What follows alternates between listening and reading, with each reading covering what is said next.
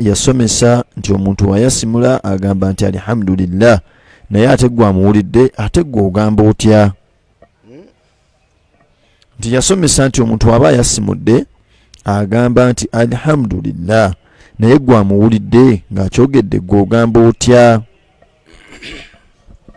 Nabbi yagamba sallallahu alaihi wasallam, iza atisa ahadukum umumu wa yasimula falyakul alhamdulillah, agambe nti alhamdulillah.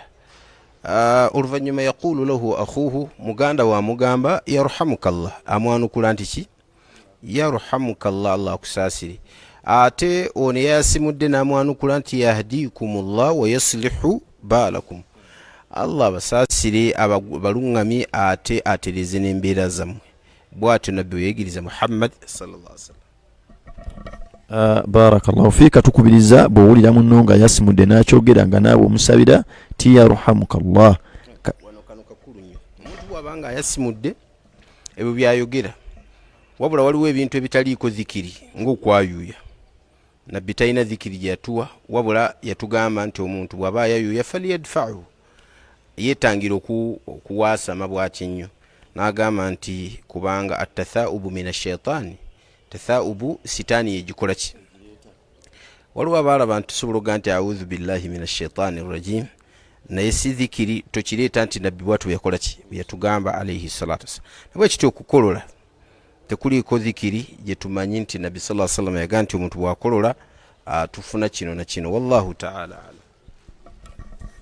alam. Ekyo kitegeeza tuleme kubeera bayiiya kuyiiya nti nga bwe twasimula tukola tuti, kati bwe tunaakola bwe tuti, era nga tusoma bwe tuti. Namba 10, nina omusajja wange eno mboozi mpanvu narration oba scenario. Omukyala atutegeeza nti yalina omwami we nga bafumbiriganwa bulungi, wabula kyatuuka ekiseera embeera n'ebanyiga ne bateesiganya omukyala agenda anoonye ku nsimbi empalabu, era bw'atyo n'ayolekera ebuwalabu, wabula kyamubuukako bwe yamanya nti ate omwami ono yafunayo omukyala omulala. Era omukyala bwe yakomawo, omwami yamutegeeza takyasobola kwawukana na mukyala oli, wabula ono yaba agenda.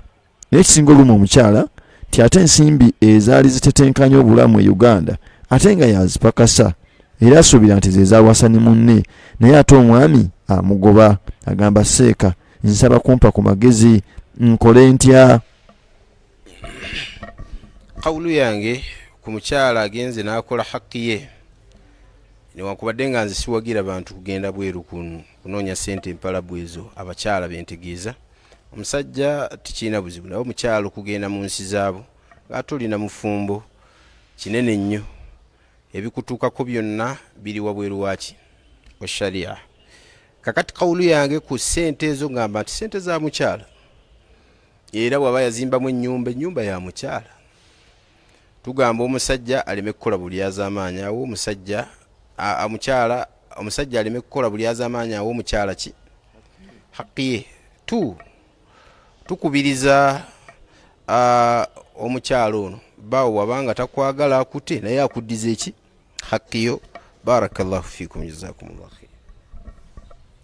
Mbadde nsaba ensonga eno tuginoganye bulungi. Kakati mwannyinaffe kyendabye kiri nti omukyala ayagala nnyo omusajja ono, naye amagezi agamuweereddwa oba gensaba bongere bamuwe, oli ne bw'oba ng'owulira omwagala nnyo naye embeera ng'egaanye, ki ky'oba oteekeddwa okukola?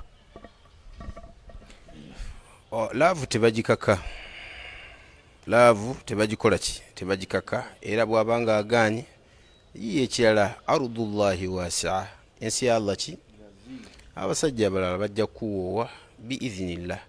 Bw'olaba ng'olemeddeko n'agaana, oyinza omusika ng'agenda kufuuka kabbuli gy'okola ki, kabbuli gy'oli. So tugamba abantu nti tokaka muntu yenna kubeera nga akola laavu gy'okola gy'oli. Wallahu ta'ala alam. Fadal. Ekibuuzo kyaffe ekiddako omubuuza waffe agamba nti assalamu alaikum wa rahmatullahi wa barakatuhu. Sheikh, nsaba kuntangazaamu lwaki tusiiba Mande n'Olwokuna? Mande n'Olwokuna tuzisiiba olw'Emmande lwe lunaku nabbi waffe Muhammad sallallahu alaihi wasallam lwe yazaalibwako, era ye sunna entuufu. Buli ayagala okukuza amazaalibwa ga nabbi asiibe olw'okumeka olw'Emmande. amma olwokuna lwe lunaku nabbi waffe Muhammad sallallahu alaihi wasallam lwe yatuga nti emirimu gyanjulwa mu maaso gani ga Allah. Ayagala emirimu gye gyanjulwa mubeeremu n'okusiiba mugibalaga Allah tabaraka wa taala. Hadithi bwe kityo bwe kyajja, wallahu taala alam. N'olw'ensonga eyo tukubiriza mwenna abeetaaga okukola mawulidi nti mawulidi esinga okuba entuufu yeyegoberera ddala omubaka Muhammad sallallahu alaihi wasallama gye yakubiriza, era naye yeekoleranga baasidde naye akabaga ke kaali kabyewunyo nga kakusiiba. Ekibuuzo kyaffe kye twagala okusembyayo oba okuddiriza ekisembayo kigamba nti eswala esaalibwa oluvannyuma lwa dhuhuri, eswala eyo yo eyitibwa etya? Swala zisala oluvannyuma wa salatu dhuhuri bazita sunanu rawatib. Teri eyo yokka naye ne kabla dhuhuri. Dhuhuri we tunabagisalira tusalayo raka mmeka? Nya oba bbiri, ne oluvannyuma lwa dhuhuri tusalayo bbiri. Eyo bagiyita baadiya eya dhuhuri.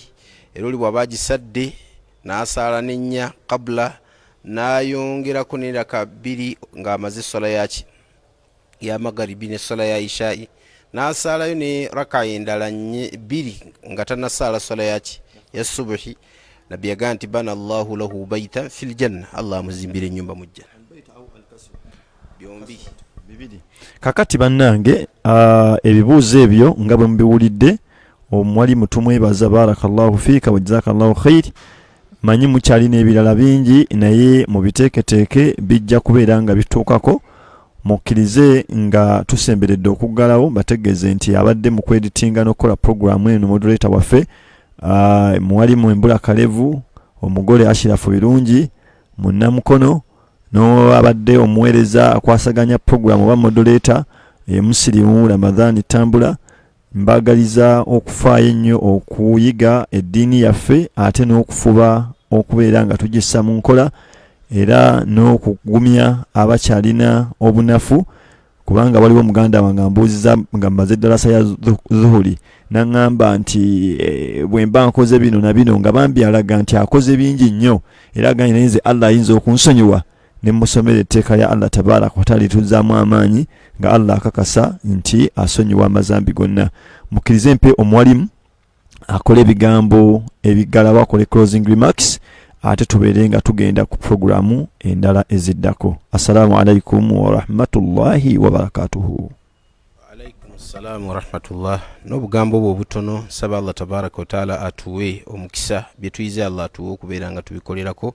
Ateke mba ahlul bushra, Allah beyogerako nti wabashir ibadi alladhina yastami'una alqawla fayattabi'una ahsan.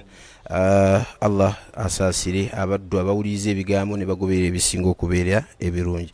Barakallahu fikum, jazakumullahu khair. Subhanakallahumma bihamdik, ashhadu an la ilaha illa anta, astaghfiruka wa atubu ilayk. Assalamu alaykum wa rahmatullah. Wa alaykum assalam wa rahmatullah.